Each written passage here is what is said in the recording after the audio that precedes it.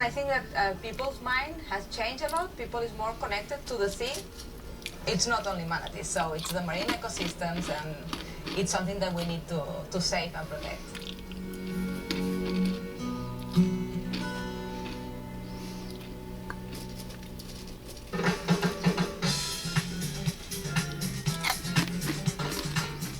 And you can join the conversation using hashtag BBC Travel.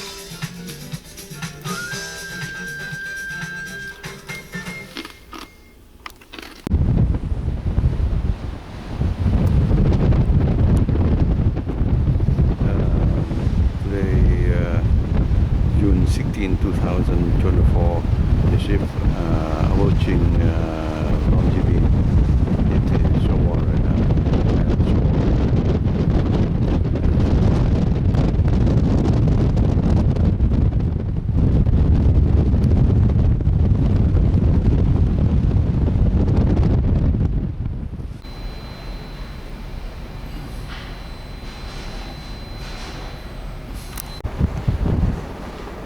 Now 6:40 a.m. on June 16, 2024. The ship enter the shops, go to Longyearbyen in the shore, the settlement of Sobor.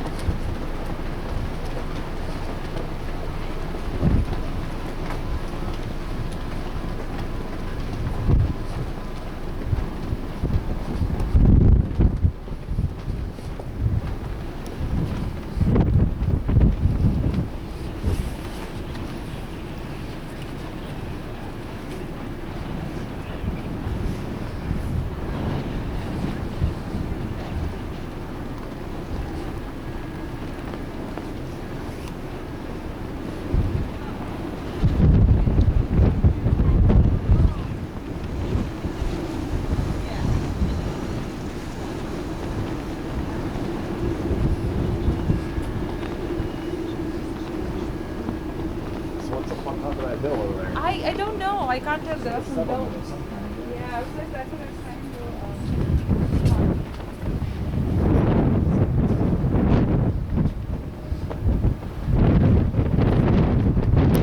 to. Now is 7:15 a.m.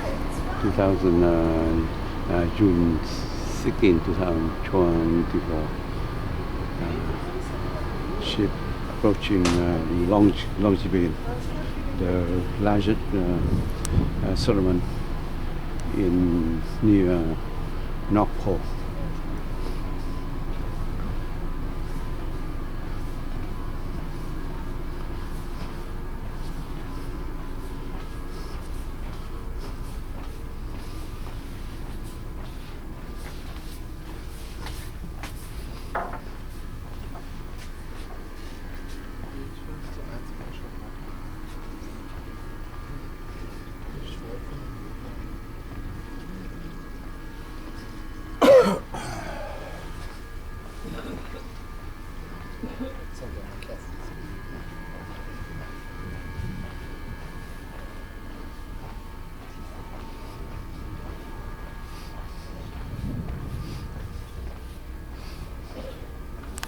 Very much the Russian tile right here.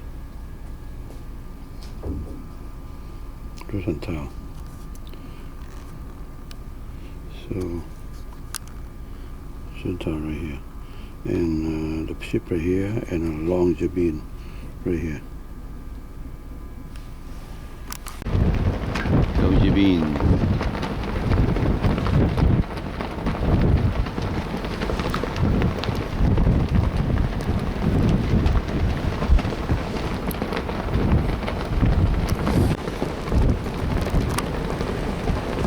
Airport.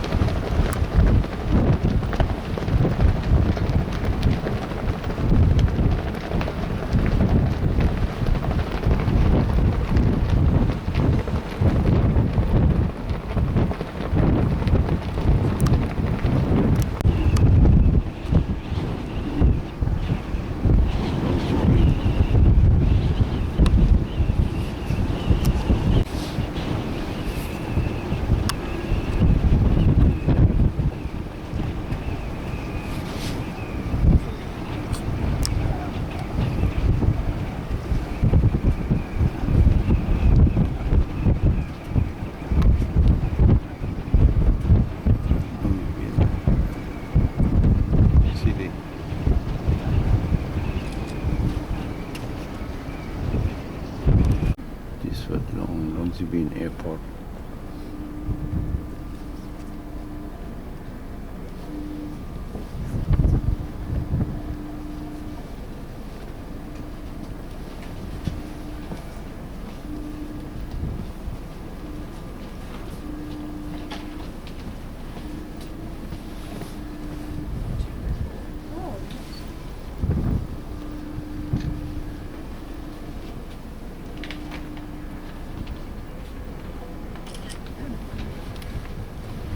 We're doubling it up now.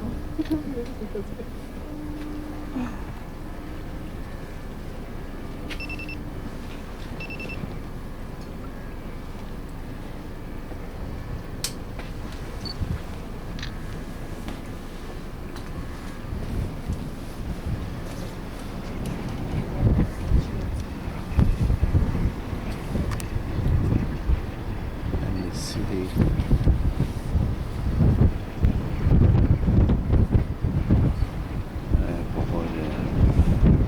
The city.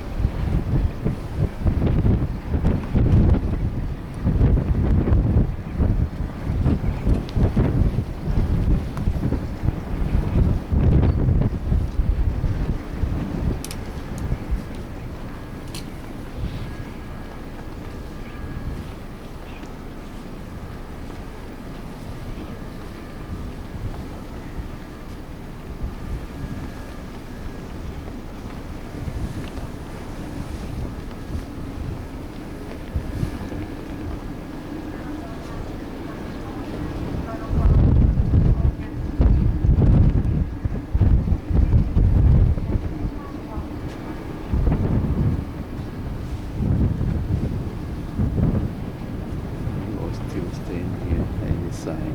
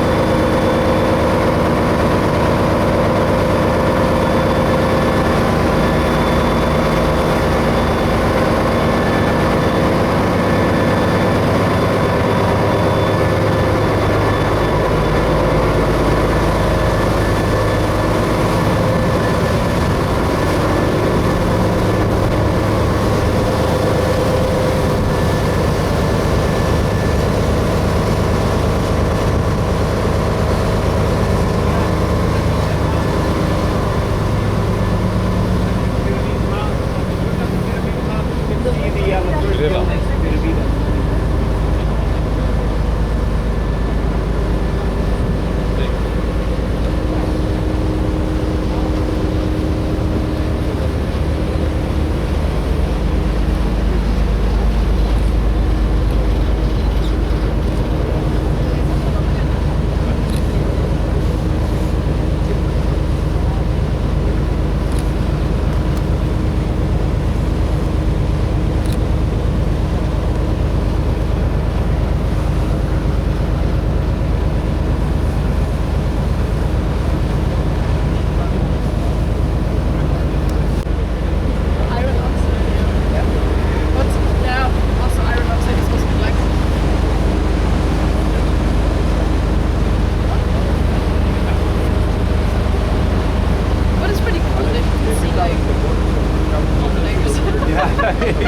Yeah, but the funny thing is when you look at the end there, you see how all this is broken.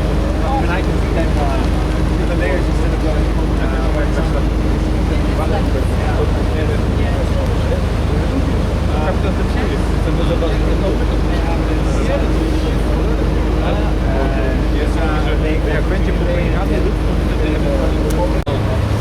To z Polski to niech się obróci. Albo to nie wie. Jest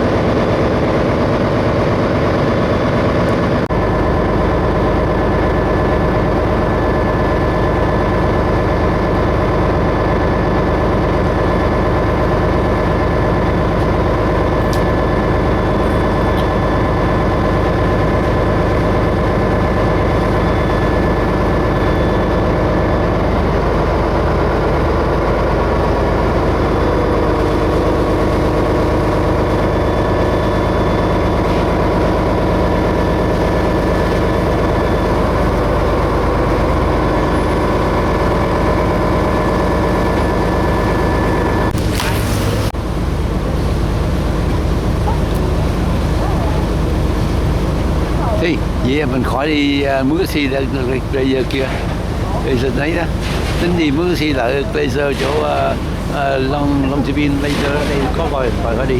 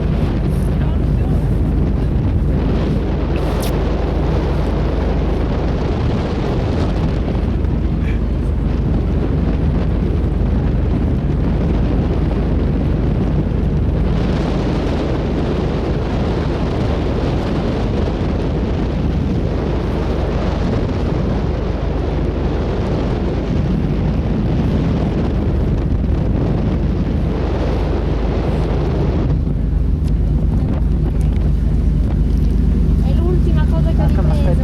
Sul mare non pensavi Perché stavo guardando fuori stavo guardando fuori dal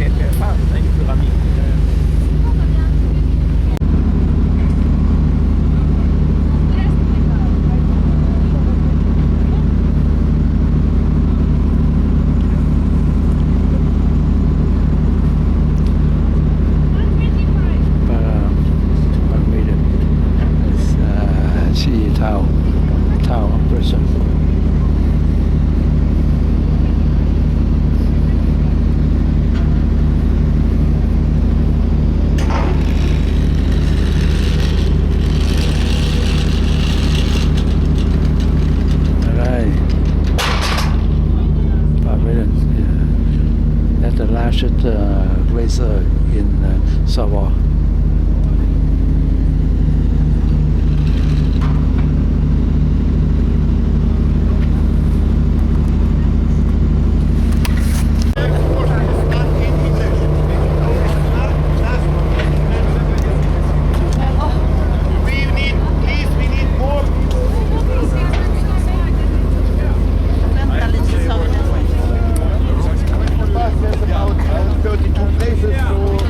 In 1900s were Swedish. They didn't do actually very much. They just put up a cabin, some claim signs. This land belongs to us now, like it was back in the days. Since no one has ever made any money with coal mining here on Svalbard, except the Norwegians, the last years the mine in Svea was operating. Mining rights here changed hands all the time. Oh. They were bought, sold, bartered, lost in card games, and so on.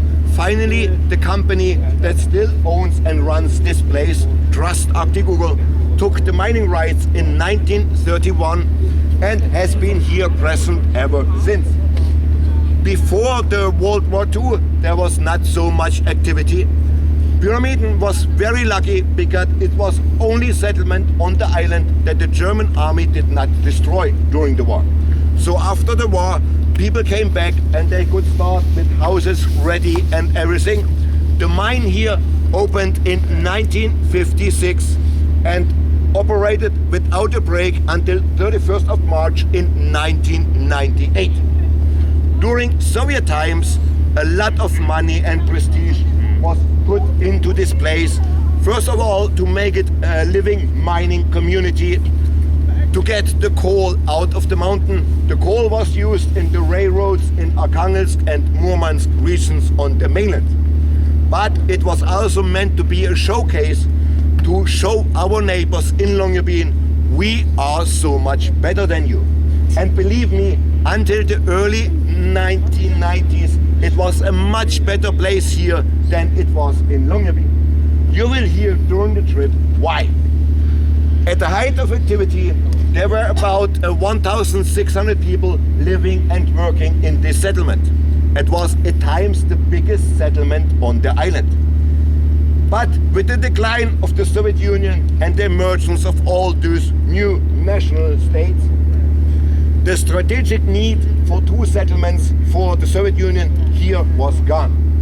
So people started thinking, why do we have to support two settlements we can do with one? Why Pyramiden was chosen to be closed and not Barentsburg? The first reason, you have the fjord. You still see some ice on the fjord. In normal years, the fjord is frozen from about late November until early June or mid-June. That meant navigation season was very short. It was simply not enough time, the 4 months during the summertime, to ship away all the coal that we took out of the mountain. Coal was always piling up at the coal storage at the harbor. The other reason, in the early 1990s, there was a big fire up in the mine. It was very difficult to put out. It destroyed a lot of mining chambers, equipment, and after that it was simply no longer good on the money thing. And the final reason, in 1996, we had a tragic plane accident in Longyearbyen. A Russian plane from the mainland crashed into a mountain and 140 people died. These 140 people were a lot of people here from Pyramiden who had key functions and key knowledge of this place. Those people were simply impossible to replace. That's why the management made the decision. We will keep Barentsburg and we will close Pyramiden. The last day the mine was operating here, 31st of March 1998. From that day on, the population was dropping down. People left in batches, 30 at a time, 40 at a time. The last 16 people left here on October 17, 1998. I was the one standing here at the harbor, casting the rope to the ship that picked them up, and I stayed alone here at that window to guard the settlement. Wow. So I can tell you things, ladies and gentlemen, you will not find on the internet. because I have seen this settlement in working, living conditions. Now we are about, in the winter time, we are 7 or 8 people here, only the technical people. In the summertime, we are about 25 during the season when all the tourist people come. So, ladies and gentlemen, during your time in Germany, you will experience a lot of the northernmost limits on the planet. And you may also think that you come to the high Arctic, we are like Eskimos living in igloos, but nothing could be further from the truth. Actually, we are quite international here. A lot of installations, structures, buildings have quite international nicknames. We do have a building nicknamed London, a building nicknamed Paris. Since we have no small children amongst us, I can reveal the nickname of yet another building. It's nicknamed The Strip. I will explain the meanings of these buildings when we get there. So, ladies and gentlemen, then I may invite you to walk slowly with me to the northernmost scheduled bus in the world. Okay. See. I rather do not like to see bears in the settlement because one of my responsibilities here is to be responsible for the safety. So I rather like when they are standing in their natural habitat out on the ice. Okay. Yeah, they're on the ice, okay, but they hold them back to the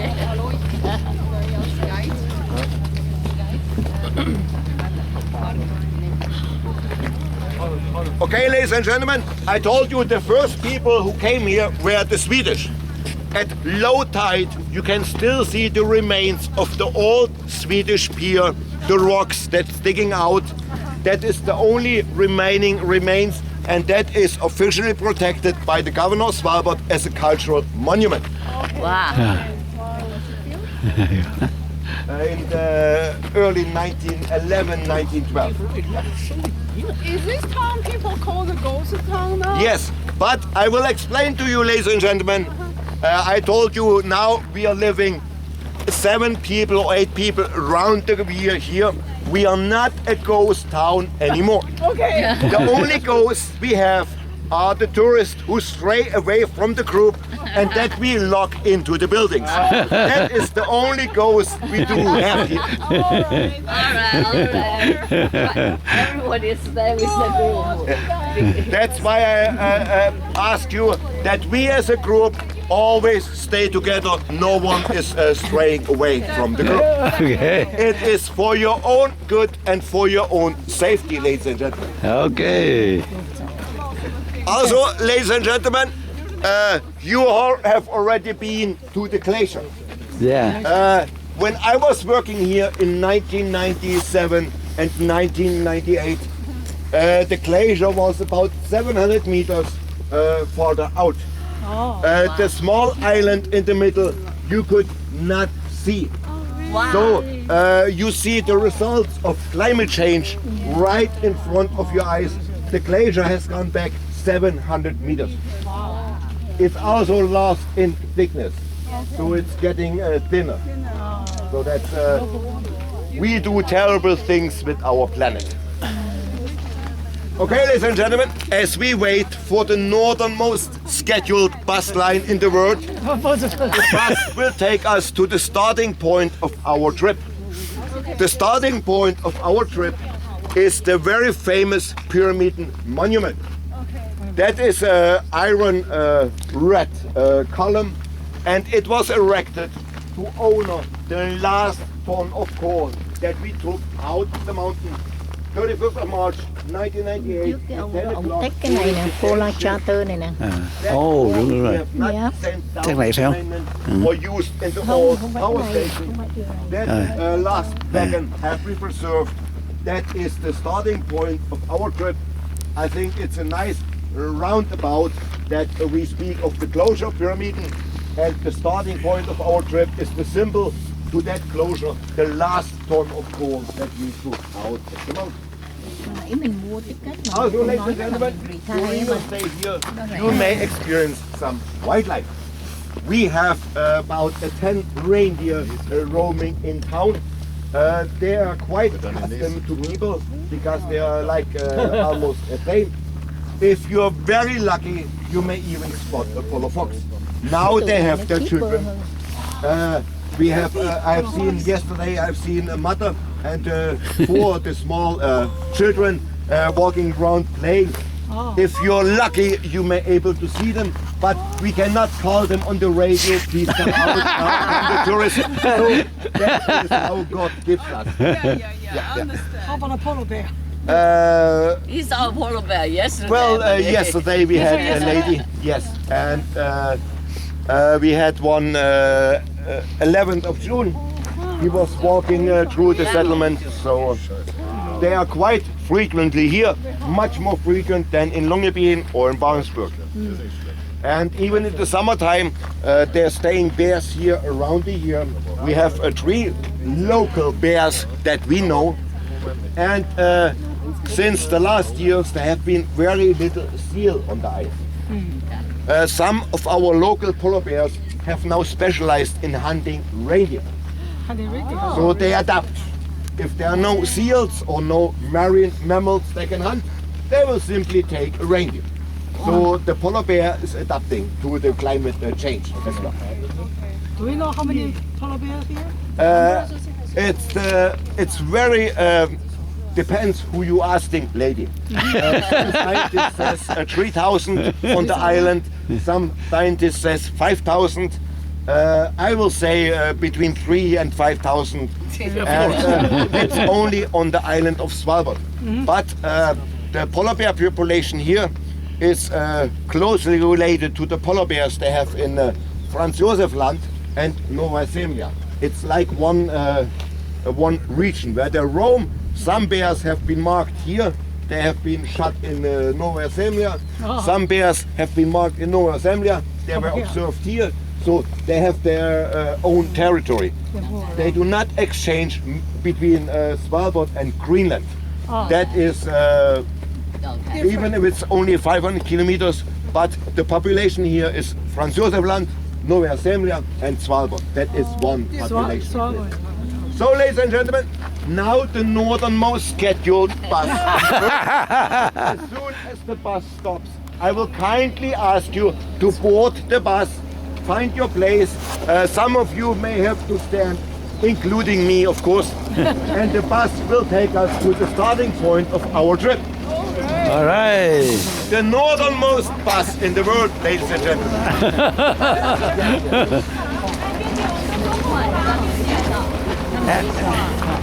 Em vô ăn còn trước em. 98年就比较了。 You have the chance to take the picture of the northernmost bus stop. Northernmost bus stop.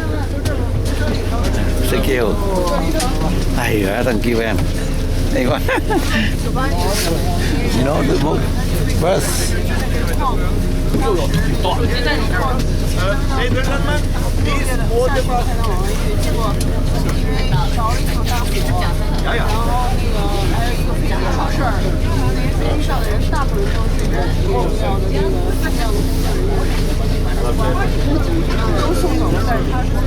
Please, ladies and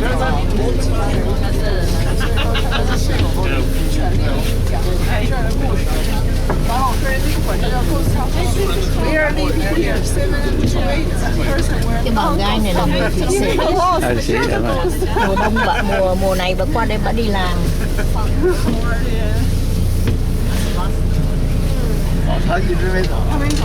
Cái tụi Polar Charter nó tính rẻ hơn.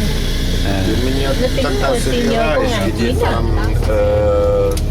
16, 20 каска, 16, 15, 16. Ну, плюс. 4 будут. Да. Ну.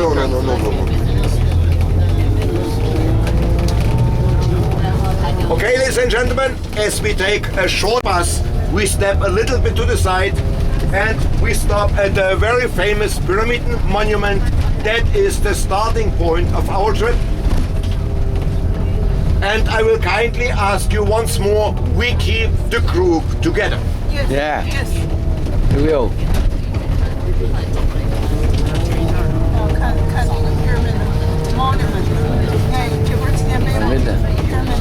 So, ladies and gentlemen, as soon as the bus stops, I will kindly ask you to disembark the bus And that is the starting point of our trip. Hey. Wagon contains the last ton of coal that we took out of the mountain. That is also what is written in Russian, 31st of March 1998. This wagon contains the last ton of coal of the mine Pyramid. Since it has been standing here since 1998, a lot of tourists have taken small pieces of coal as souvenirs. Now it may not be a ton anymore, perhaps only 900 kilograms. You're welcome to take a picture. As you take a picture, there's one thing which I will ask you to respect. During our trip, you are welcome to ask me anything, but please respect that I will not take political questions and I will not discuss politics with you. Most of you will have a very different opinion of things than me. That's the way it is. Sometimes we have to agree to disagree. My job here is not talking politics. My job is to show you the settlement. All right. Yeah. Thank you. Okay, ladies and gentlemen, you have the chance to take a quick picture and then we start our trip and we start walking.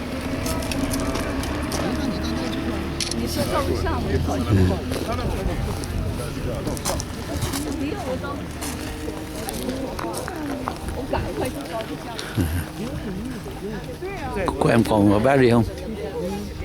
Gì không? 50 phần. Được. Yes, ladies and gentlemen, then I may kindly ask you to follow me and we start our trip. All right. You may have thought the beating heart here in Pyramiden is the bar and our famous restaurant, but that's not quite right.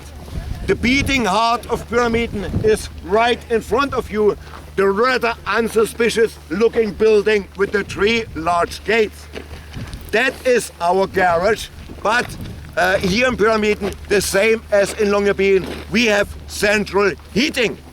So we have a coal-fired boiler inside that produces the heating and the warm water we use here in Pyramid. Also the small yellow building which you see, that is the power station. We have now 4 different diesel generators, and in the future we have plans to develop a more green energy source, but until that time comes we have to use our diesel generators. Also, ladies and gentlemen, I told you we are a Soviet or Russian settlement, but we are on Norwegian territory. All right. That means we have, ladies and gentlemen, please follow the group. That means we have to abide by the Norwegian law, and the Norwegian police has authority over us. But we cannot call Longyearbyen with any small traffic accidents or drunkenness. That's why we have an agreement with the Norwegian governor. We can have some sort of a helping police.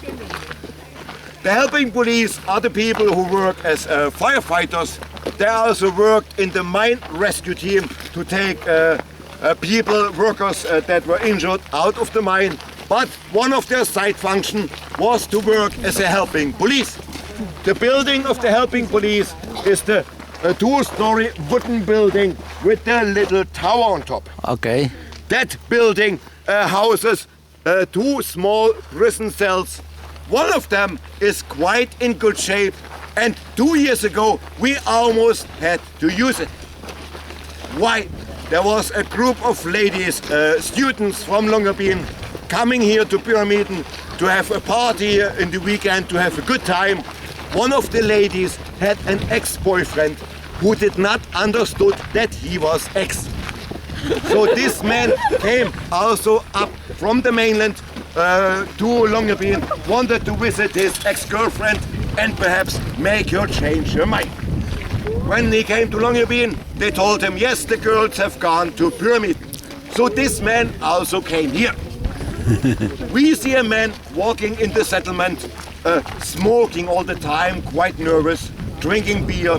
Well, we see a lot of strange things with visitors, so we didn't pay any attention at the first. In the evening, me and my supervisor, we sit home drinking tea, planning the next day's work. The lady in the reception called us on the radio. We have a problem, you must come. Usually that means a polar bear in town. But this time it proved slightly more difficult. So we went to the reception, and the friends of this girl in question had complained to the receptionist that the girl feels stalked and threatened by this ex-boyfriend.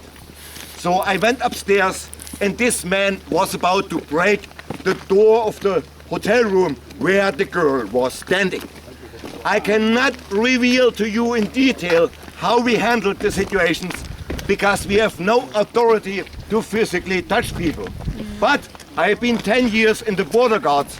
Believe me, I can make myself heard. Once I handled him, not so gently, so much I can reveal. I told him, you have two choices. Either you calm down, you go to your room, and we do not see you until the next day, or we call the police. Well, we did call them anyway, of course. And until they arrive, I will put you in our local jail. Once I mentioned our jail, he was getting so frightened. He was getting so small with the hat on his head and very compliant and went to his room. As we heard later, he was still arrested by the police in Longyearbyen because we had called them, of course. The friends of this lady in question had contacted them, and he had to spend 6 months in prison because issuing threats to a woman is a very serious crime in Norway. Unfortunately, it was a Norwegian prison. It should be a better punishment in our prison because I heard Norwegian prisons are like hotels. So, ladies and gentlemen, the yellow building with the tower, it's not the church, it's not the school, that is our local heliport. Because there are only 3 ways to come here to Pyramiden in the summertime. One is like you did today with the ship. The other one, if you are very fit, you can walk here from Longyearbyen. It would take about a month or 2. Okay. But we also have a helicopter service. That, of course, is not for tourists. It's only for local people, exchange of personal, fresh supplies and spare parts. And the helicopter lands in our local heliport. All right. The Alpla accident that you mentioned. Yes. No, it was in Longyearbyen, outside Longyearbyen, lady. It was about 15 kilometers outside Longyearbyen. So, ladies and gentlemen, as we approach, I told you at the harbor that in the old days the fjord was frozen about 7 or 8 months a year. That meant here in Pyramiden we had to be almost self-sufficient in the wintertime. That's why we had a huge farming complex. We had living cows, living pigs, living chickens, and these are the buildings you see ahead of you now on your left-hand side. We even had a rather big greenhouse, and as late as 1998, people come here from Longyearbyen with the day tour ships, just like you did today, for the one and only purpose to buy fresh tomatoes, fresh cucumbers, and other fruits and vegetables in our greenhouse, because the quality of the produce here was so much better than they could offer in the shop in Longyearbyen. It's only 27 years ago.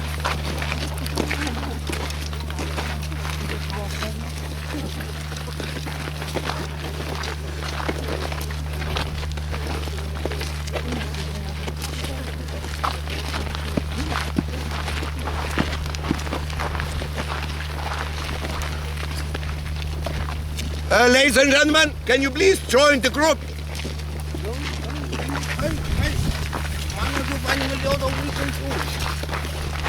Okay, ladies and gentlemen, I told you we have a lot of international nicknames here. We are not Eskimos living in igloos. The first building that has a rather not so interesting nickname, but I still have to explain it. It's the 4-story apartment building covered in wood. That's what you see now on your right-hand side. That building is nicknamed London. Why London? I hope we have no British people amongst you, especially none from London. They may get a little bit offended now. The Scottish and Irish people, on the other hand, will like what I have to tell. Why is this building nicknamed London?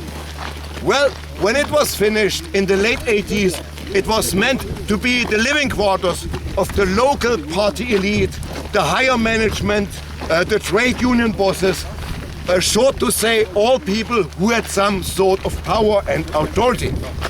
The ordinary people thought it was a very sad, trist and boring atmosphere in this building.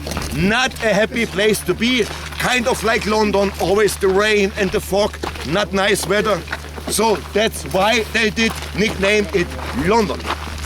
We have a building here nicknamed Paris, which is the exact opposite of the sad, trist and boring atmosphere of London.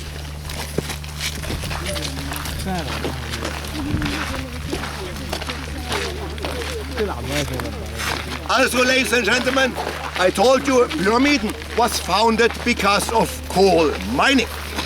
Usually, all over the world, coal mines are underground.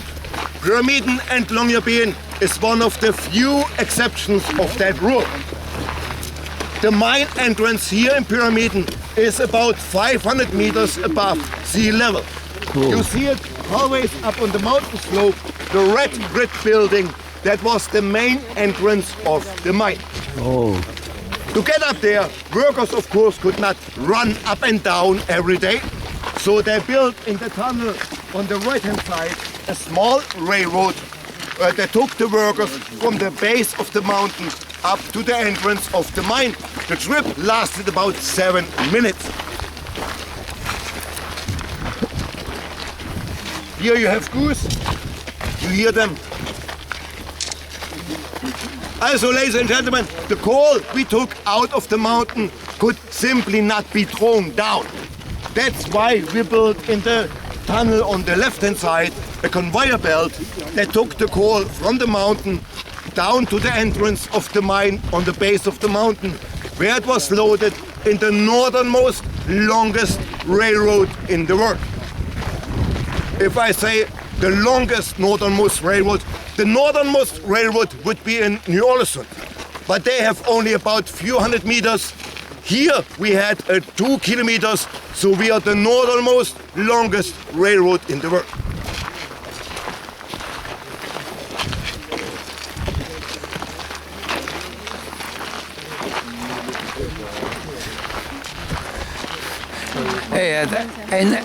Here, ladies and gentlemen, the yellow building in front of you, that was the pig house in the old days. There were over 200 pigs, or how you call it,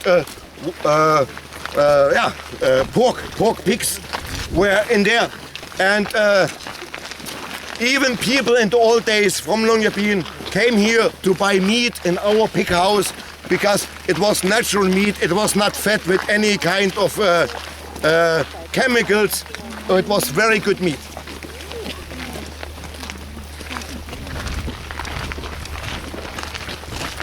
So, ladies and gentlemen, as the observant, I'm sure all of you are very observant, have already noticed there's some writing up on the mountainside, always. That reads Mir Mir in Russian, because we are Soviet settlement, and it translated into English like world peace or peace of the world. It was put up in the early 70s by people here on a voluntary base.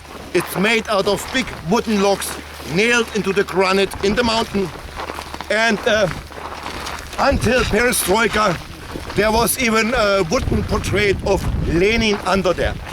Once the Soviet Union declined, unfortunately people took down Lenin and replaced it with the sign Tula. It's a very important town in Russia, and that was the hometown of the people who put up this sign. How many people live in this town? Now we are 22, sir. 22, oh, that's a lot. In the old days we were up to 1,600. What are you doing here now, except for tours? I'm actually not the guide. I'm with the technical department. I'm responsible for the safety of the people, and we do everything but paperwork. That I can tell you. Question. Yes, What lady. all That is in the winter time when it's ice on the road. We put ash, so that's that we can ash. drive with the I thought yes. this is cool. No, it's ash. It's ash, lady. So, ladies and gentlemen, I have told you about the building nicknamed London. A rather sad, boring and trist atmosphere in this building. Now we have the exact opposite, the building nicknamed Paris. It's a 4-story apartment building now on your left-hand side. Oh, looking like a Why is this building nicknamed Paris? Well, first of all, that was the building where we had our pub. On the ground floor, we could go at the work, have a beer, a vodka or two. But even more important, that was the building where the single ladies lived. It was also the building in the floor above where the single men lived. Now you kind of get an idea why it was called Paris and why it was a much happier place to be than the sad and boring atmosphere of London with all the bosses. The final reason why it was nicknamed Paris, when the building was opened, they were so proud. They were so proud of it. It was such a nice building.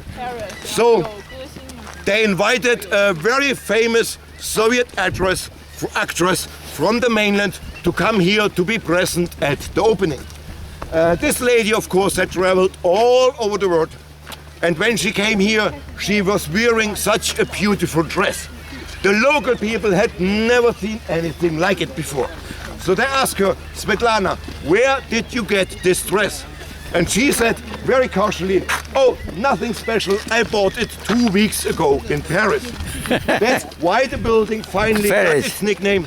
But believe me, it also lived up to its reputation. With all the single ladies, the single men, the pub, imagine yourself.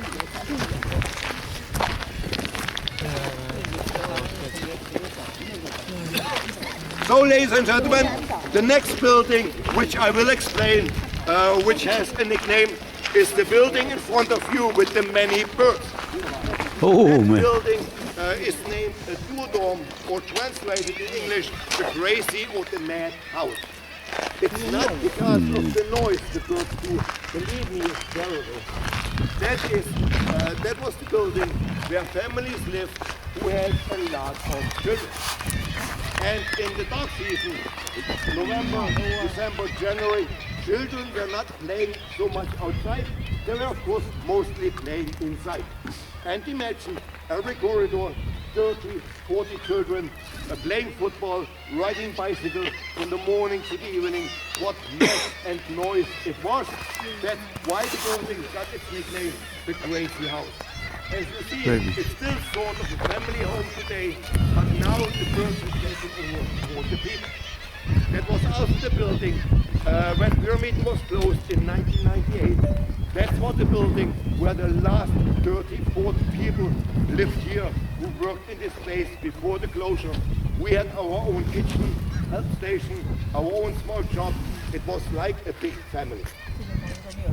So, ladies and gentlemen, may I kindly ask you to follow me?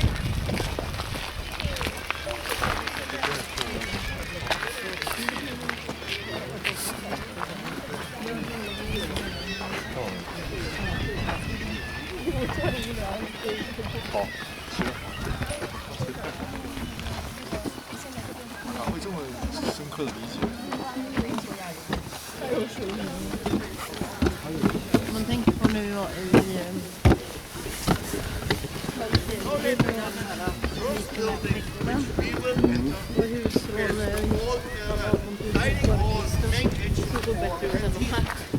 That is the building, one of the oldest still standing buildings here in Pyramid. It was built in 1959. It was also originally not meant to be the dining room. It was meant to be the culture house. You can still see in the window, up on the glasses, Kino, the Russian word for cinema, and under it, which films were shown that specific evening. On the right hand side, you see сегодня в Дом культуры, today at the Culture House, what events or concerts were held that specific day. The reason why it was converted into the dining hall, when the population was growing, all the big apartment buildings were built, then the old dining hall was not big enough, so they remodeled it to the new dining hall, and we got our new culture house that we will visit at the end of our trip. Unfortunately, group number 2, they are quite slowly on the ship. Że oni z tego jeszcze zrobią jakiś... No. That is the building where people who live and work is here now. Only is in Barentsburg. Why? I know. But before it was transported to Murmansk.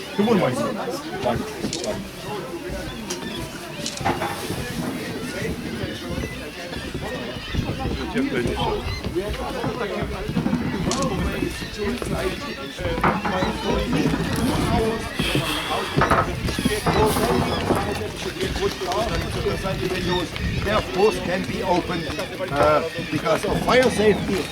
Do not think people are locked up here. Last year we had a cruise ship here, and some passengers asked me quietly, "What is your sentence?" They thought we were a big penal colony here. And I told them if I would have a sentence, I would not walk around with a firearm. But they didn't believe me anyway. So, ladies and gentlemen, then we are about to enter the main kitchen or the main dining room. As we go in there, I will kindly ask you to follow me precisely. Do not go into any corridors, any stairways. Please only go where I go. Okay. As we walk inside, we go straight up to the second floor. There are 2 stairways. We may use both. In between the stairways, there even was a small tropical garden. There were palms, orchids, all kinds of tropical plants. So even in the middle of the winter time, in the polar night, when you came to have your meal, you see the tropical garden and you would feel like you're in Thailand or in the Maldives. In the middle of the tropical garden was even a small fountain. Usually that fountain was fed with water. But on 2 occasions, 9th of May, it's the Victory Day in Soviet Union over Germany, and the Miners' Day, which is always the last Sunday in August, this fountain was fed not with water. Most of you will guess wrong now. It was not fed with vodka either. It was fed with wine. Why wine and not vodka? I mean, we are a Soviet settlement, not an Italian. But, ladies and gentlemen, unfortunately the system on Svalbard is the same. Overall, spirits are limited. We can only buy 1 liter of vodka a month and 24 cans or bottles of beer. But wine and champagne are without limit. You can buy as much as you want or as much as you have money. And that's why the management made the decisions. The 2 holidays, we do not feed it with vodka, simply not to use the people's limit. We feed it with wine. And believe me, if you drink enough wine, it just has the same effect as vodka. So please follow me, ladies and gentlemen, and we go straight up to the 2nd floor.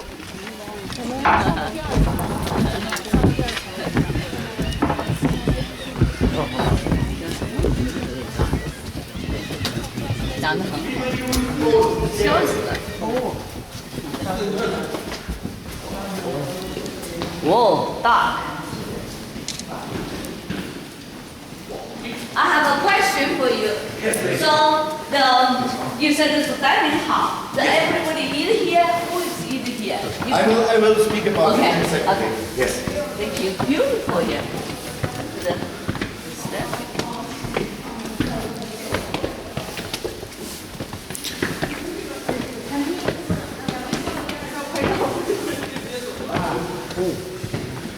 Wow, it's a big dining hall.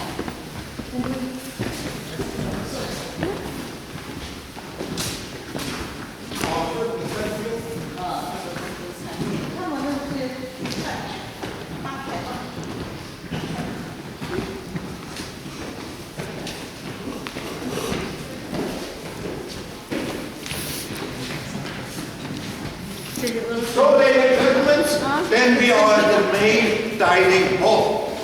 Now you only see a few chairs or tables left standing, but at the height of activity, over 200 people could eat here at the same time. In the old days, none of the apartment buildings had kitchens. It was because of fire safety. So all the people living and working in Pyramiden, from the lowest cleaning worker up to the director of the mine, came here 3 times a day to have their meals. The food was completely free of charge. It was included in your contract. And the food here was of the highest possible quality. No frozen pizzas or prefabricated hamburgers. Everything was made from the ground up. We had over 40 people working in the kitchen to make sure it's running. The kitchen worked around the clock because the mine was working around the clock in 4 shifts. So did the kitchen. So you could come here at any given time of the day to have your meal. And the food was so much prized. It was so much better than on the Soviet mainland. That was a political reason to get the best possible workers to come here and work in this place, and we got the best possible treatment. We had very high wages for Soviet time. We all usually worked here in the old days on 2-year contracts. Once you had worked here 2 years, you usually had earned enough money to buy a house and a car. Try to do this any other place in the world today, you won't make it as a normal people. So, ladies and gentlemen, the food was delivered buffet style.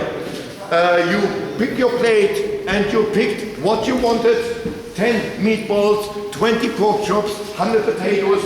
You could pick as much as you want, but the golden rule was you had to eat it here. You could not take it home with you.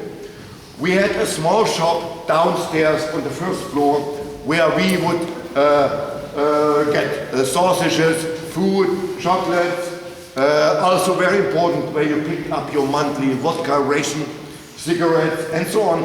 And in the old days we didn't have any money. So the ladies back the counter had a big book. They wrote your name, your family name, what you took, how much it cost, and it was taken at the end of the month of your salary. So, ladies and gentlemen, the dining hall, like anything else, was highly decorated. Now you only see a few remains of plants, but you should be here in the 90s. It was like walking into an outdoor garden. There were fruit trees, flowers, green plants everywhere. We even had a small field of grass, really live green grass here, where children could play in the middle of the winter time in really live green grass while their parents had their meal. Longyearbyen had never anything like it. The mosaic you see, ladies and gentlemen, behind me on the wall, it was made of local people on a voluntary base. In Russian we call it Subotnik, in Norwegian they call it Dugnad. I don't know what they call it in English, but work without pay. It's made out of circle glass, and it describes, of course, the mountain of Pyramiden, the mountain around the fjord. Anything on Svalbard, of course, has to be with the polar bear. And the person sitting in the corner, it's a character from a medieval Karelian folk epic hero. He and his wolf, please do not enter the kitchen. He and his wolf, it's not a dog, it's a wolf. They were kind of like the saint patron of Pyramiden and kept an eye on us. So, ladies and gentlemen, then I may kindly ask you to follow me back outside, downstairs, so we can continue our trip. Okay. 现在我们下到先出发那个，现在我们要下到1层楼记住我们的那个行程啊。然后上面呢，这个地方是餐厅，那个地方呢是一个自助餐，就是自助餐盘，然后可以就这些家庭过来以后，家庭跟当地人来吃餐食，然后呢，然后在1层楼呢有一个小商店，小商店呢有一些烟啊、酒啊，都是伏特加，然后大家就说了一下那个画。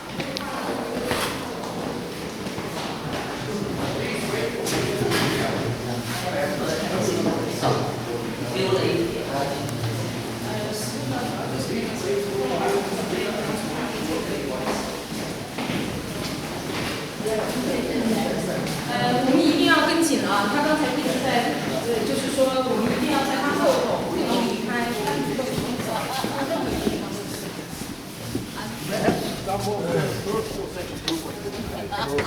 not none of mine, of course. Please wait for me here, ladies and gentlemen. I have to make sure anyone is outside the building. I missed your name. Johan. Johan. Johan, yes. So I have a question. So, Yes, sir. why the bird specifically like that? They consider it as a bird rock. They do not see it as a house. Okay. So they simply consider it a bird rock. Yes, yes. And they're going to have children soon, and it's going to have more noise. 每个国家都是是吧？ Yes, wait a minute. 那那个画呢？它是俄罗斯人画的吗？我不知道这是它就是那个画，但是那个画是 well kept。他的 warranty 做的，就是说Just give me a second, ladies and gentlemen. Sao chậm gì hả? Làm gì? Chưa.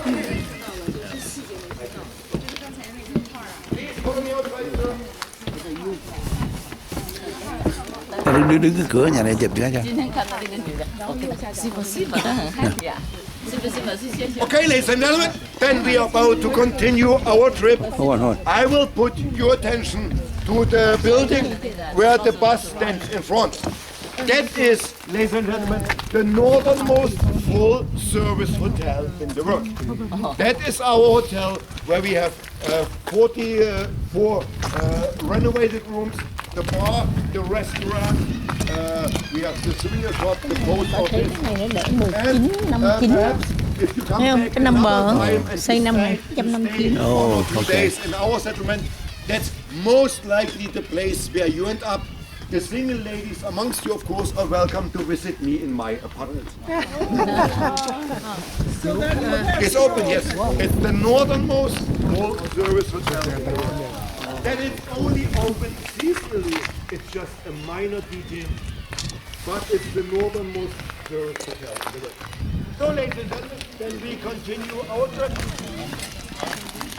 As I told you, we had over 1,600 people living and working here at the height of the activity in the late 70s, early 80s. That, of course, were a lot of family people. That meant a lot of children. That's why we had the northernmost school in the world and the second northernmost kindergarten in the world. These are the buildings you see in front of you now. The first floor of this building was the school. The second floor was the kindergarten. If I say the next northernmost kindergarten, that is because a very small settlement in northern Greenland, Siropaluk, beats us by about 100 kilometers. They had a kindergarten, but they didn't have a school. So in front of you, you have the northernmost school in the world. Also, ladies and gentlemen, the building that appears now on your left-hand side, the small white building, that is called the refrigerator. That is basically what it is, because it was the storage place for merchandise that had to keep cool. It's empty now in 27 years, but the smell of food, meat, is still inside, and almost every polar bears we have in the settlement, they still go and walk around the building, checking out if there perhaps is something left. But the building is empty, but the smell of food is still kept in there. All right. So, ladies and gentlemen, I have told you we have a lot of international nicknames here. Now I may invite you to walk with me on our local Champs-Élysées.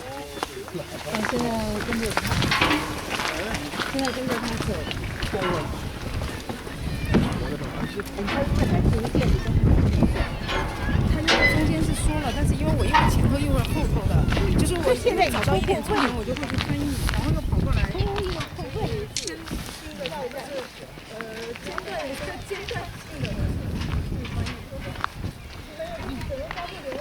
So, ladies and gentlemen, then we are at our local Champs-Élysées. The official name of this street is the street in honor the 60 years anniversary of the Great October Revolution. A rather long and not so easy to remember name. I'm sure Champs-Élysées sounds a lot better. Why Champs-Élysées? Well, I have never been in the French capital. I may never even go there, but I've been told it is the same layout. It's a road, and a piece of grass in the middle. It is also the center square of the town. The wooden buildings you see around you, that were the buildings that were put up in the late 1950s. That the buildings are still quite in good shape, even if they're almost 70 years old. That is because of the climate. The climate on Svalbard is very dry. That means wood almost doesn't rot or doesn't rot at all. Oh. That's why the buildings from the 50s still quite so good, look quite good. As I told you, the building behind you that is renovated, that is our living quarter. Those of us who are here on short-term contracts in the summertime, they have fellow living rooms in the first floor. Those of us who are here around the year, we have nice and comfortable apartments on the second floor, much better and much cheaper than in Longyearbyen.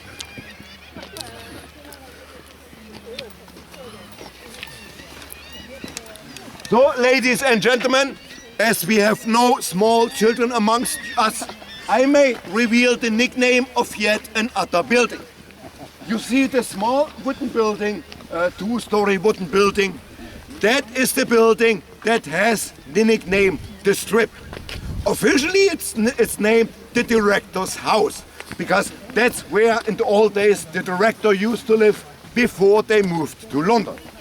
But why it's nicknamed The Strip? Well, in the 90s we had in this building were living 3 ladies.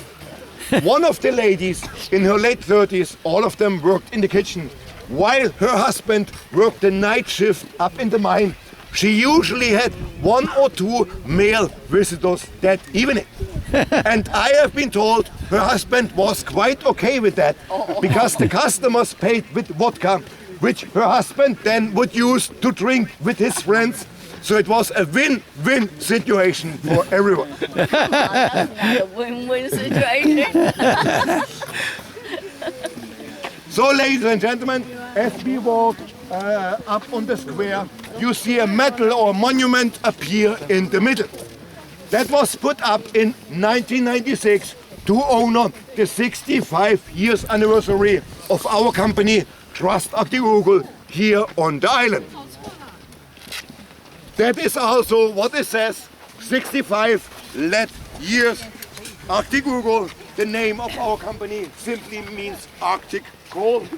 And on the right hand side, Spitsbergen, which is simply the Russian name for Svalbard. Like I told you, anything on Svalbard has to be with the polar bear. You may ask why the polar bear on the picture doesn't look any real. It was not because the painter was drunk. It was simply in the 90s there were very little polar bears around the area. Many people have never even seen one. So they simply didn't have, yes, you can walk. They simply didn't have a model to work up. What they found a small toy polar bear in the kindergarten. He was standing the model for this painting. It was also kindergarten children who painted it. Thank you. The 79 is the... Yes, ladies and gentlemen, you see 79. Quite technically, we are here at 7840. But at such an important anniversary, 65 years, I suppose it's allowed to cheat a little bit. And 79 looks a lot better than 7840.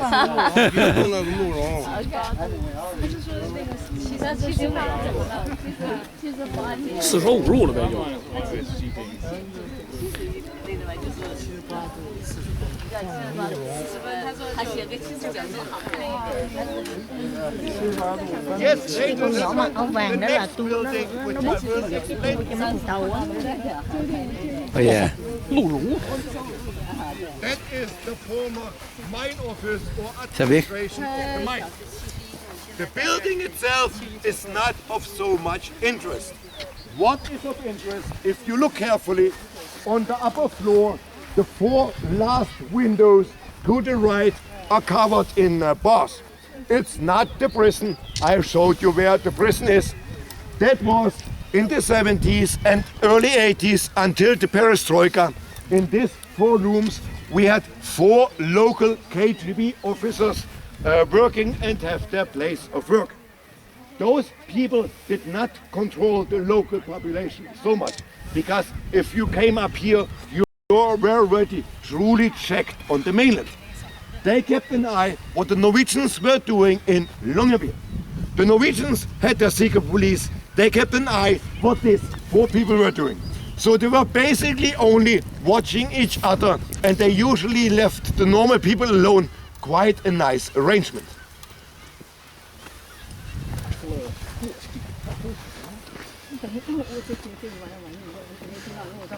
That's the name of the street?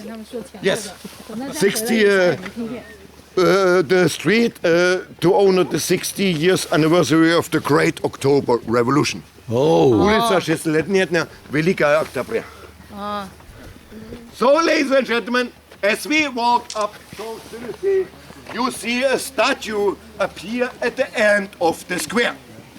Pyramiden, like any other Soviet settlement with respect of itself, has of course to have a statue of Vladimir Ilyich Lenin. Lenin was the leader of the Great October Revolution and the founder of the Soviet Union. We get asked a lot of questions by visitors. Why do you let him stand? Why do you not take him down? The communism era is over. My answer, quite simple. You can like it or not, but Lenin is part of Soviet and Russian history. You cannot. Sir! Do not stray away from the group. Please come back. Yeah, listen. It's part of Soviet and Russian history, and you cannot change it. It has happened. You have to own it. That's why we let him stand in peace. By the way, of course, it's the northernmost Lenin in the world. And each and every visitor can make up its own mind about him. So, ladies and gentlemen, the next building, which I will explain on the left-hand side, that was the northernmost hospital in the world. A pyramid, like any other normal settlement, of course, had a functioning hospital. There were over 30 doctors, nurses, and other medical personnel working there. The main function of the hospital was, of course, ordinary diseases, sickness, accidents in the mine. But as the result of the happy life in the building, nicknamed Paris, the single woman, the single man above, quite a number of children were actually born here in Pyramid.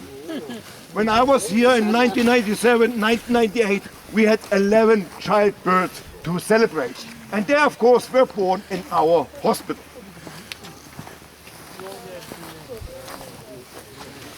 So, ladies and gentlemen, the next building, which we will visit in a few minutes, it is the northernmost, needless to say, swimming pool in the world.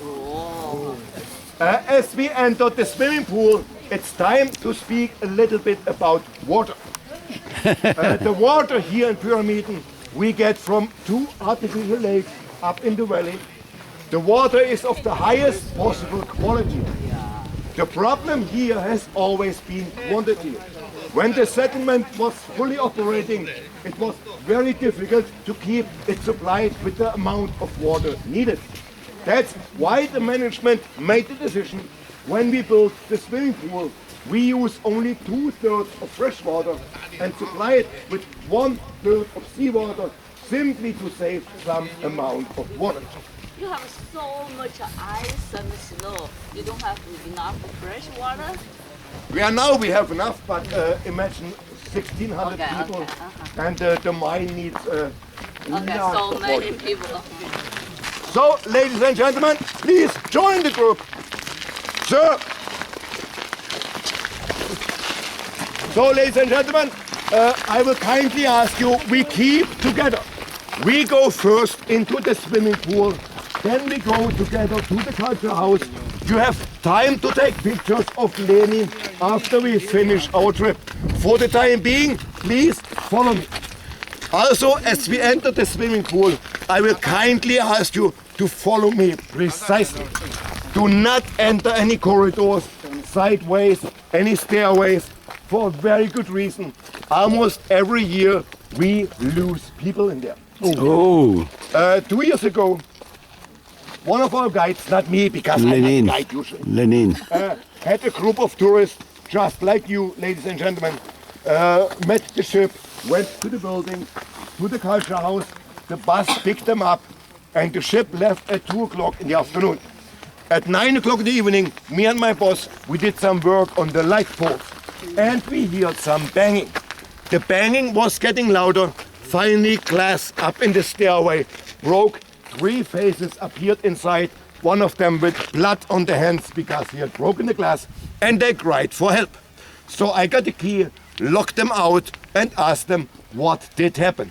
They had been with the tour, straight away from the group, entered the corridor and stairway, and did not find their way out again. All 3, of course, had to spend the night in our hotel. 2 of them missed their flight back to Norway the next day because they were simply still here. One of them got in trouble with his wife because he was so long out of cell phone coverage. His wife thought he was up to something else. So for your own good, please follow me precisely.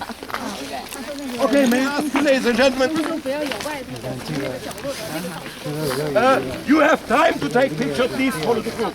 You have time to take picture after the tour. Yes.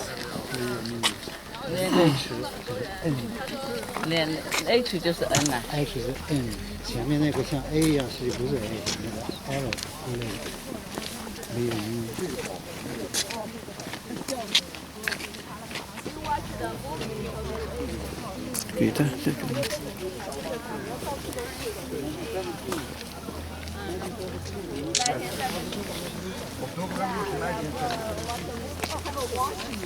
It was in the Soviet Union, it was a must for every school children to learn all about Lenin.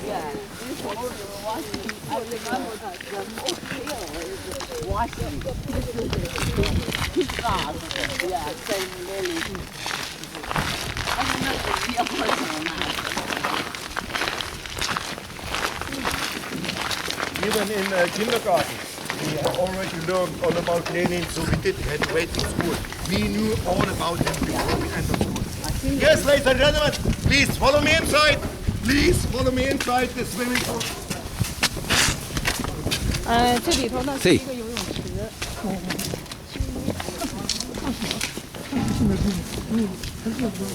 幸福。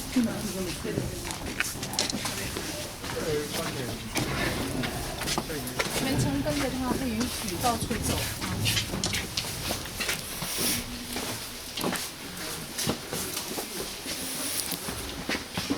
And you can feel the difference. It's much colder inside than outside. It's the buildings, they function like big refrigerators.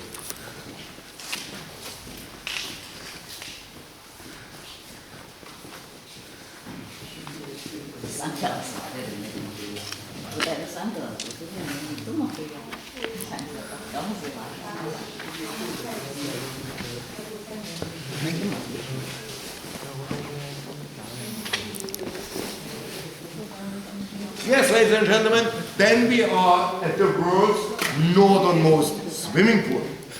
Actually, the swimming pool was a multi-function building. We had a small children's swimming pool, 6 by 8 meters. We had weight rooms, massaging cabinets, and other sporting rooms, and the main swimming pool that we will visit. To be able to enter the swimming pool, a whole set of rules did apply. Those who read Russian may read it on the table, but the most important I can tell you now, you had to be sober. You could not be influenced with the alcohol.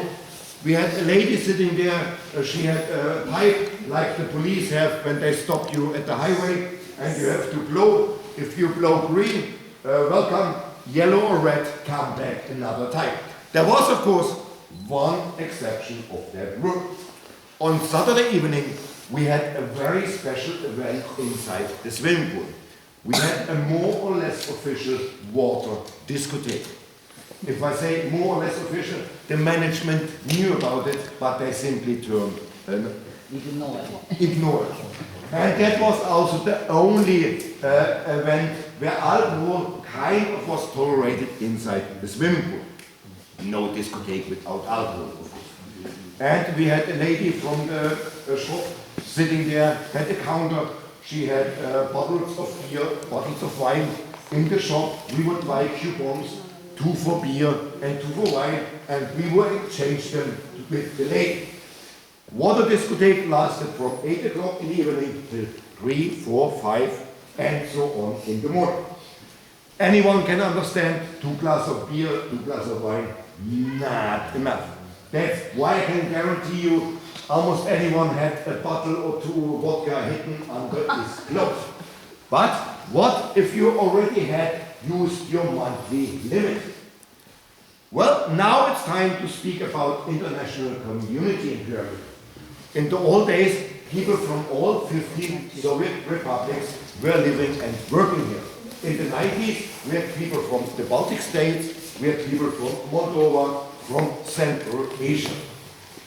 The most interesting people when it comes to alcohol are those from Central Asia. Tajikistan, Kazakhstan, Kyrgyzstan, Uzbekistan, because these are Muslims. And most Muslims do not drink. Some of them do. They say Allah don't see it in the dark season. But most of them do not drink. Even if they do not drink, they have the same right for the monthly limit of vodka than me. So with these people, you could borrow. You buy some food or some chocolate for her, give him or her some clothes, and she or he would give you his monthly limit. That's why I can assure you, ladies and gentlemen, even if officially we had only 1 liter of vodka a month and 2 glasses of beer, 2 glasses of wine, in the water discotheque, anyone was still getting quite drunk. I may also put your attention, ladies and gentlemen, to the wooden works on the wall, on the handrails and on the ceiling. All the timber, of course, came up from the mainland. As I told you on the bus, we did not put it on the shore, but all the work with the timber was done here in our local workshop, and mostly it was done by hand. There was some machinery, but mostly by hand, and you see the result of the mastering. Now I may ask you, ladies and gentlemen, to follow me upstairs into the main swimming hall. 就是他刚才说这个天花板是这个跑进去的。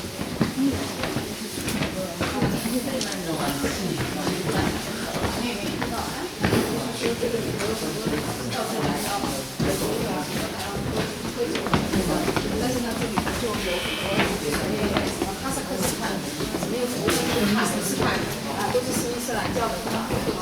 但是呢，俄罗斯人就喝酒怎么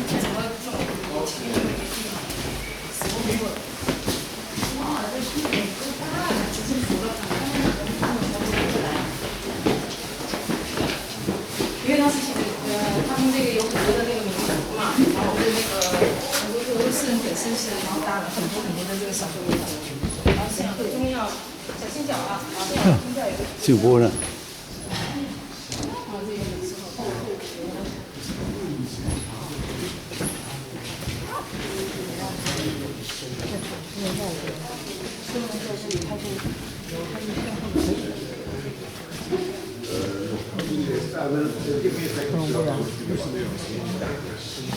Okay, ladies and gentlemen, then we are at the main swimming pool. As you can see, an ordinary standard size 25-meter swimming pool. The water temperature in here was kept between 28 and 32 degrees. Very nice, very comfortable to swim and to have activities here. We had not only ordinary swimming hours here, but also competitions.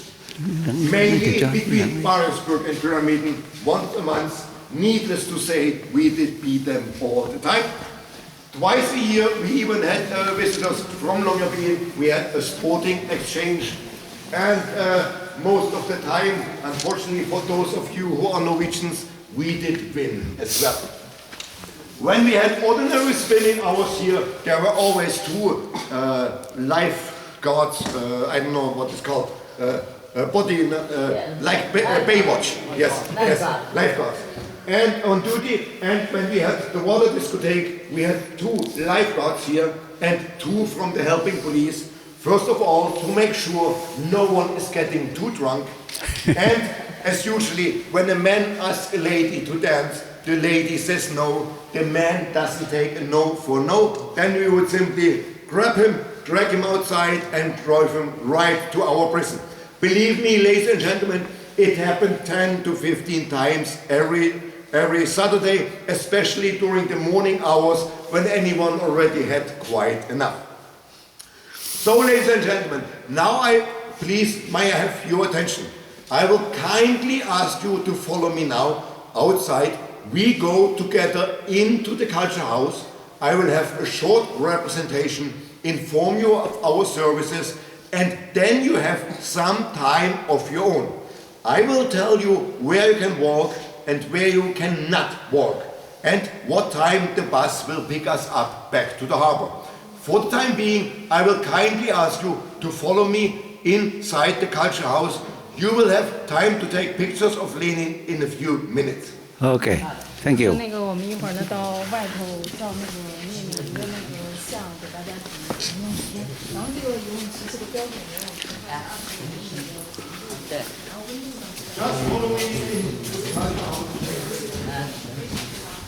你这不能有吗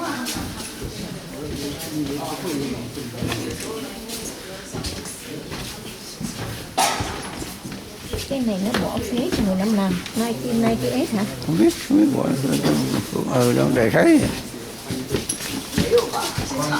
我们的长。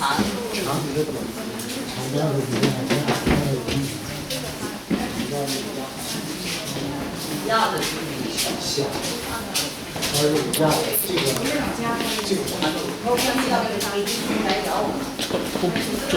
围路骑过来了，不打死我收不着道。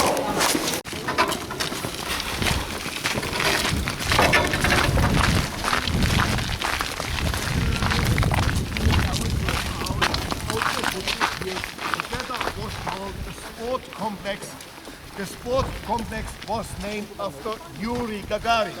Sport complex имени Гагарина. Yuri Gagarin, of course, the first person on Earth that was up in space long before the Americans. So, ladies and gentlemen, then we are about to enter the culture house. The culture house was built in 1968. It's made after the same design as many other buildings like this in the Soviet North.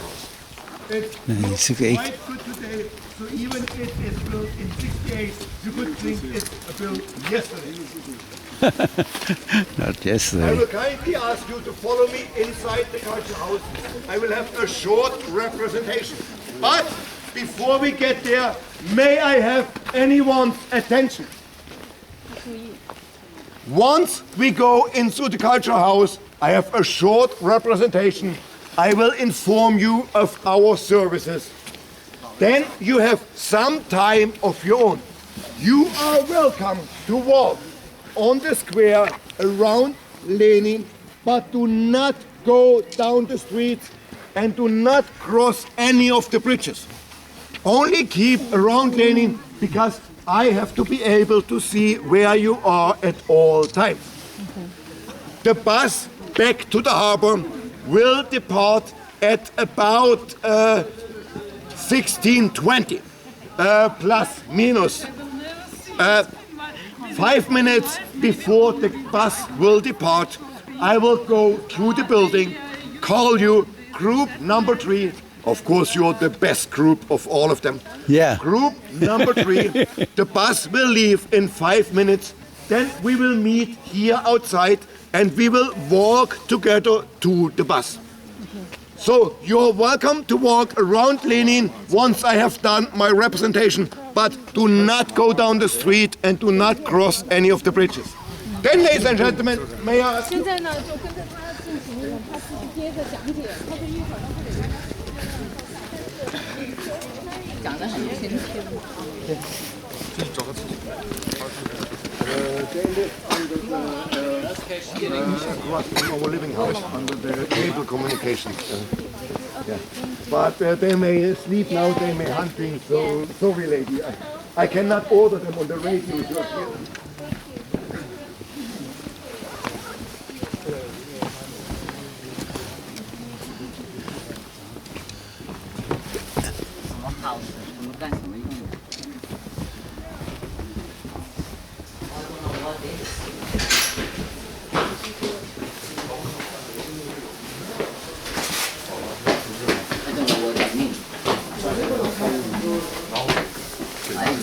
No idea. 干什么的都不知道。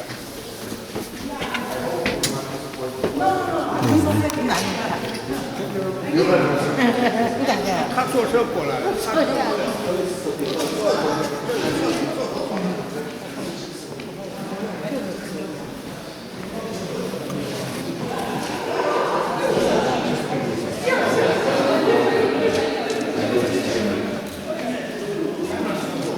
Okay, ladies and gentlemen, then we are at the northernmost culture house in the world. The culture house is quite a misleading name because we have the concert hall, the cinema, the indoor sporting range, and upstairs we have a library.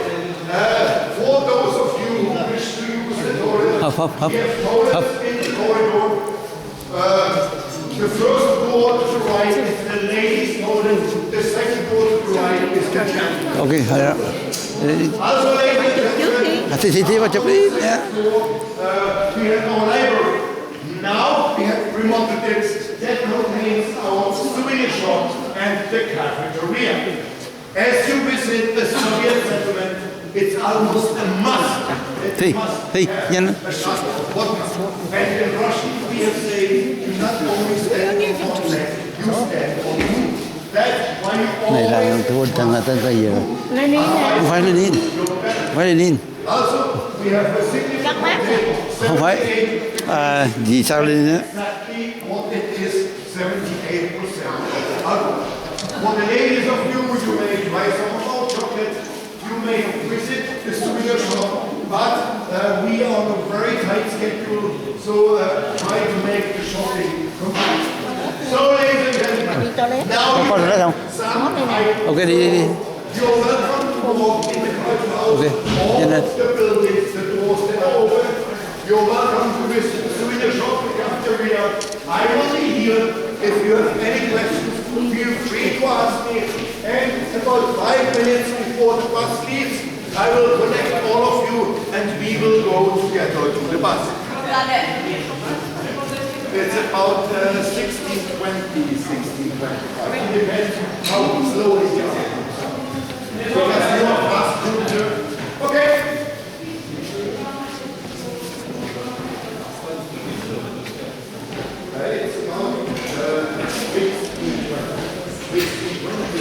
My Google Chat.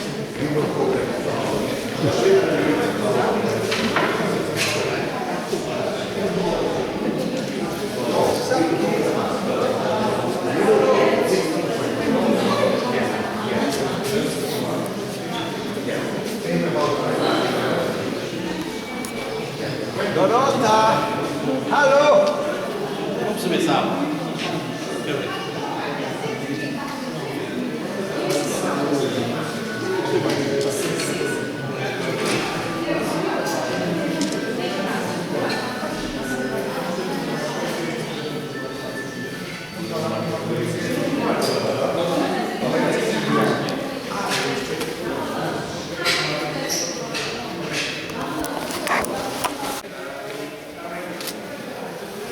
With all the single ladies in it.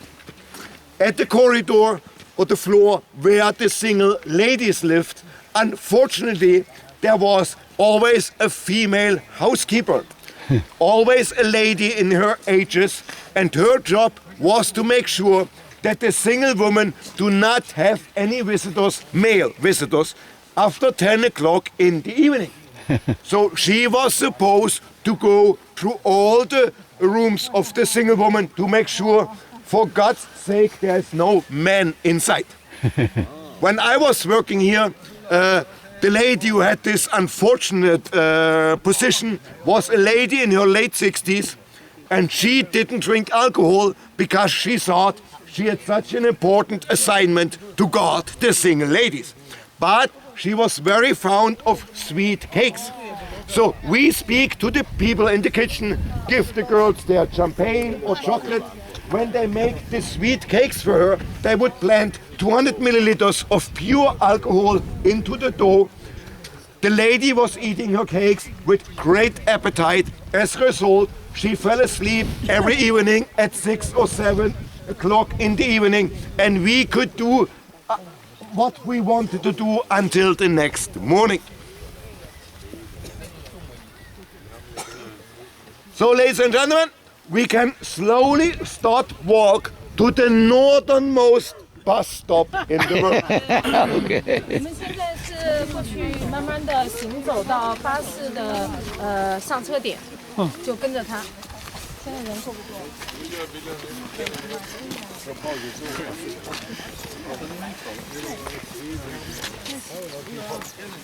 See. All of you for coming here today. We hope you had some impressions of this place and perhaps have a wish to come back another time to spend a day or two in our settlement. For the time being, ladies and gentlemen, once more, thank all of you for coming here today. You were a fantastic, nice group to work with, and we wish you a nice trip back to Longyearbyen. Thank you. 我还摸người đó. Meinst du, die werden jetzt 24/7 jemanden zur Seite stellen, der dich das überwacht? Why? Frage, aber die Frage ist ja, muss man immer stellen, die Frage. 怎么看3个吧之类的，就是人家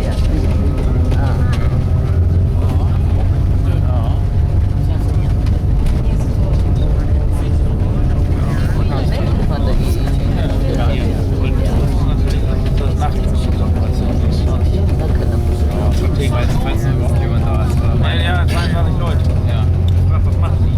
Ja, der gehört zum Technical Staff und macht alles außer Paperwork. Das ist alles, was er sagt. Kann. Ja. Nach liegt damals hoch, ne? Die Leute hier. Ja. Russische Geheimdienste machen die Norweger. Genau, die Norweger, die. So ist heute hoch. Ja. Also ein paar Leute im russischen Geheimdienst, die passen auf, was die Norweger da machen. Ja. Dass hier keiner Unsinn macht in dem Ort. Also Wache letztendlich. Wollten so ein bisschen. She's leaving the fog.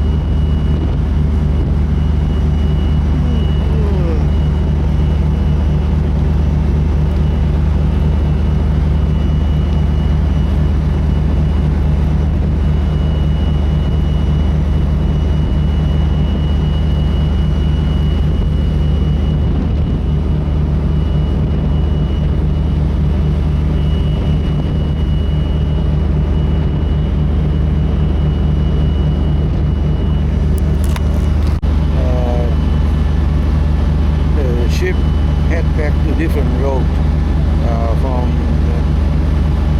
the coming, returning different road. So go to this side of the Georgia. So go this side.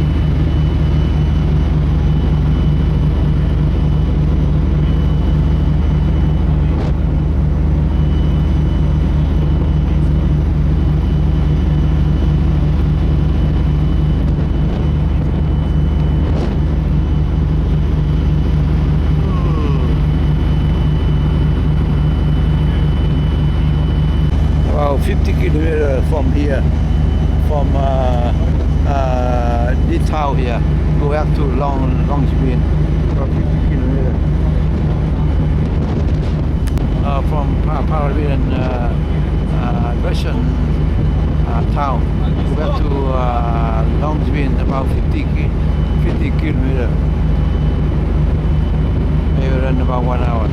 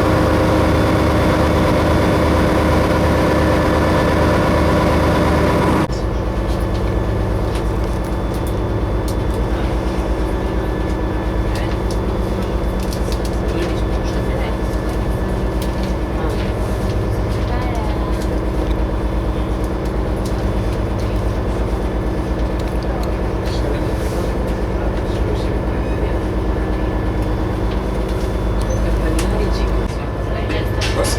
Zickzack. Ja. Und eigentlich müsste ich sagen, dann müsste ich für dich auch ein Ticket buchen, weil deins hast du schon mal geschenkt.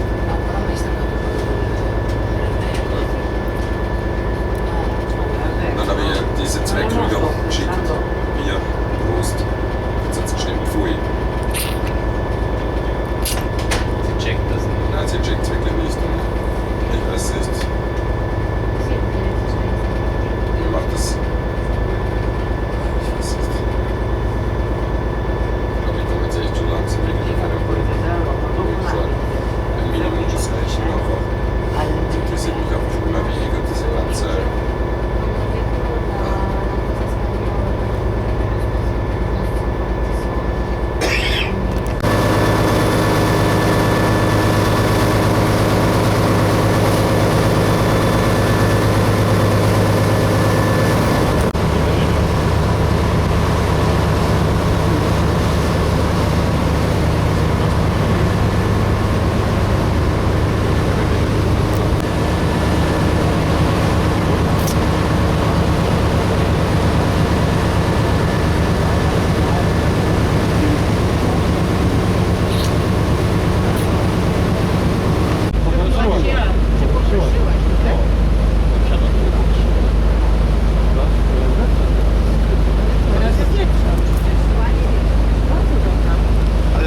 We arrived at the park, Longyearbyen Park now. Around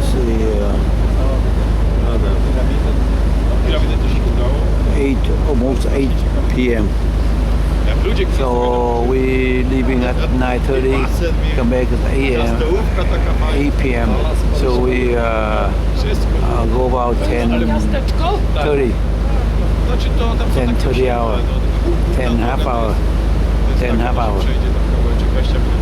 Oh, long trip cost $230 per person. That's a good deal. That's a good deal. Słuchajcie, zobaczyć ile macie sił, tam nic takiego. 20 minut mam 20 minut zostać, 20 minut. No zajdzie nam której godziny, tak na dawno nie chodziło.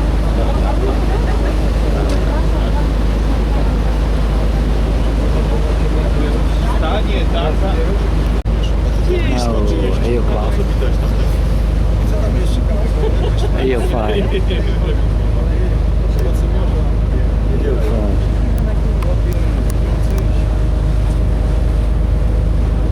Yeah, 8:05. We leave at 9:30, so we talk about 10 half hour. Very nice trip. We see a lot of things.